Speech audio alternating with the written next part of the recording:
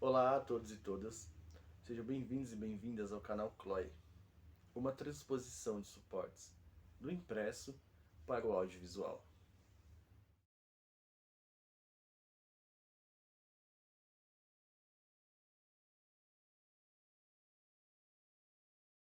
A nossa poeta convidada de hoje é Galvanda Galvão.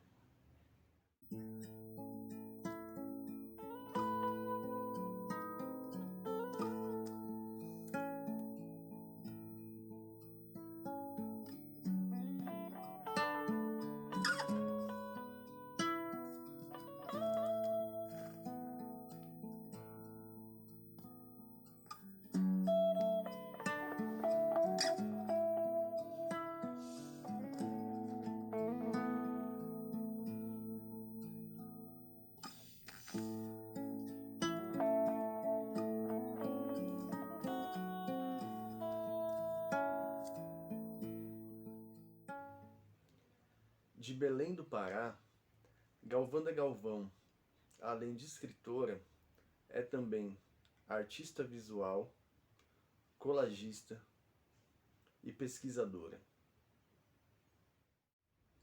Dentre os seus principais trabalhos estão os livros A Menina Anonimoc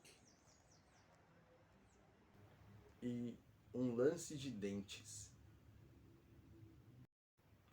A perícia técnica dos poemas de Galvanda aponta para uma interação entre múltiplas referências literárias e artísticas.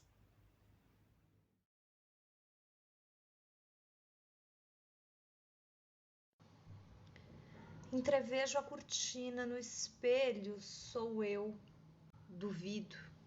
Uma hesitação sazonal, espuma, espera, suspensa, cidade, história e maldição, ondulo-me em palimpsestos. Assim passam-se os dias, deambulastes, árvore em flor, derrubada e plantio, a fúria cíclica, sibilante, parcial, insólita, ajunto o mar. E agora com vocês, Galvanda Galvão.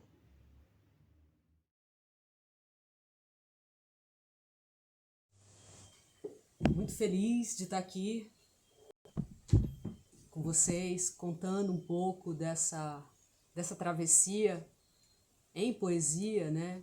E pensando esses vários lugares, né?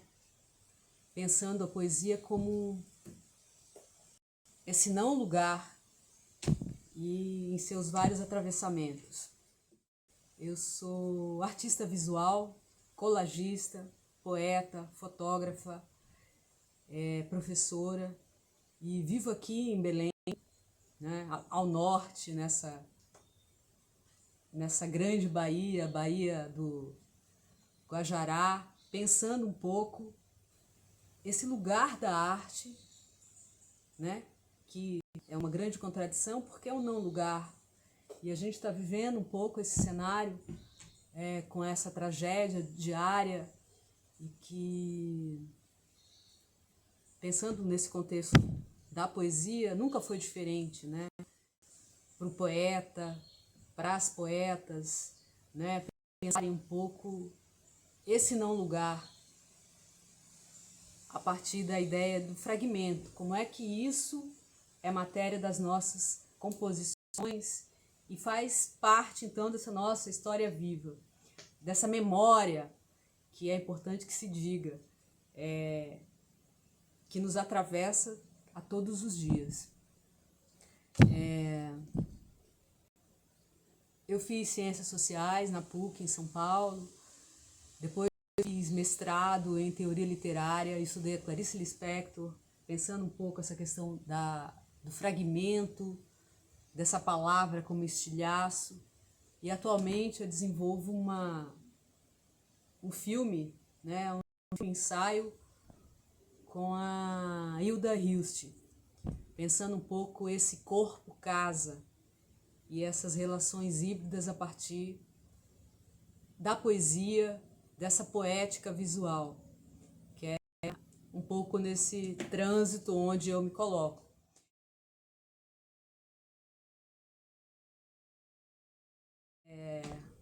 Os vários processos são assim, os meus processos trabalham um pouco com essa questão do deslocamento, né?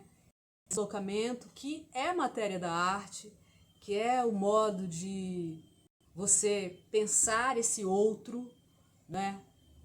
Pensar essa aproximação que vai se dando a partir das várias linguagens, a partir do olhar, né? Que com esse processo a gente tem se mantido um pouco mais distante, e aí como é que isso se dá?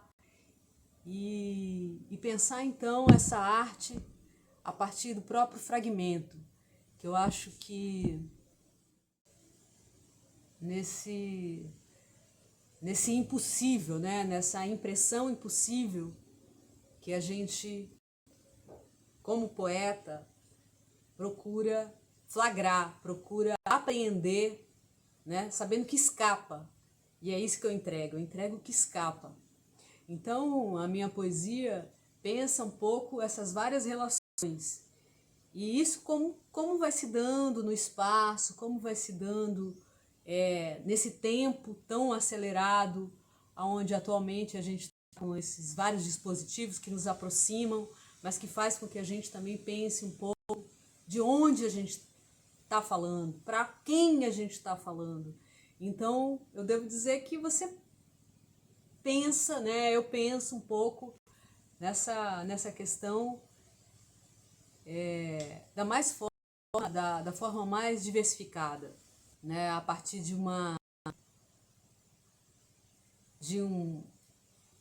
uma coisa que escapa, de uma coisa que eu não sei nomear, de um modo de aproximação que vai se dando, não é?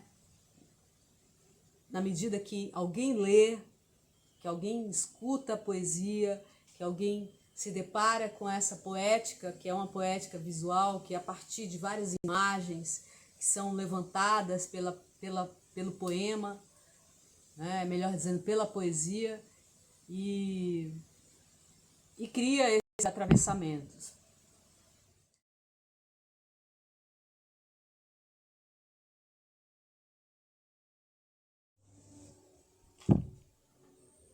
Nau, Noa, risco o céu, rastro do amanhã.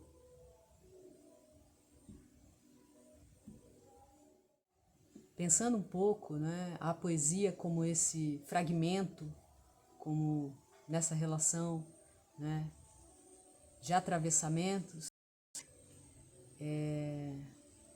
Existem vários grupos aqui em Belém, onde eu participo de alguns, e penso um pouco nesse lugar, né, nessa rua como um território a ser ocupado, a ser retomado, mesmo nesse momento que é um momento de retomada, né, pensando essa tragédia e as máscaras das várias doenças, que são máscaras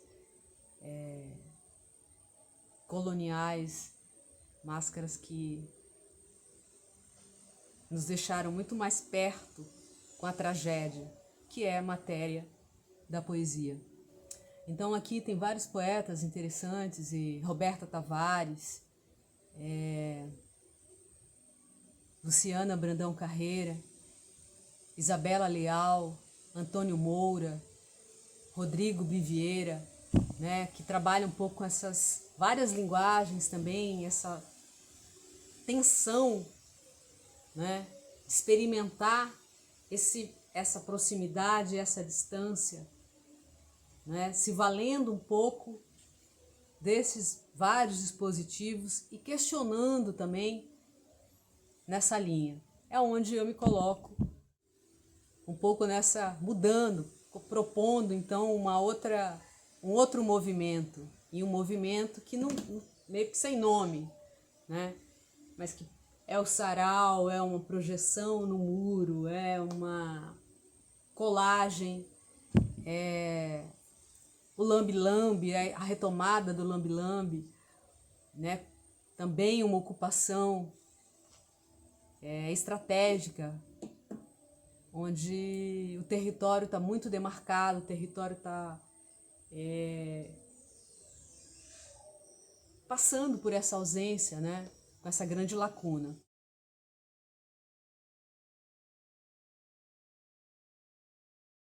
Então, é nessa linha que eu estou aqui conversando com vocês,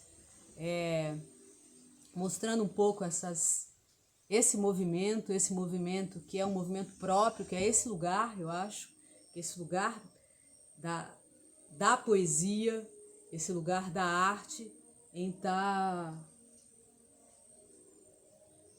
mostrando um pouco essa linha, né? E uma linha que está aqui já no primeiro, na minha primeira publicação, que é de 2013, que é esse questionamento, né, sobre essa questão temporal. Tem uma alusão aqui aos relógios moles do Dalí, né? E a menina Anolimoque. A menina Anolimoque é uma menina comilona ao contrário, pensando justamente nessa avalanche de coisas que nos atravessam. Então, como encontrar a poética? Como encontrar a poesia? Como tornar, então, esse cotidiano árido, cruel, violento, né? Encontrar, então, o belo, encontrar a partir de um não lugar, esse outro que me revela, esse outro que diz de mim quando eu nem estou, que diz de mim quando eu me perco. É um pouco nessa linha que eu quero conversar então com vocês, e especialmente com o Marcelo, com o Carlos André, que a gente vem conversando, vem pensando um pouco esse não lugar.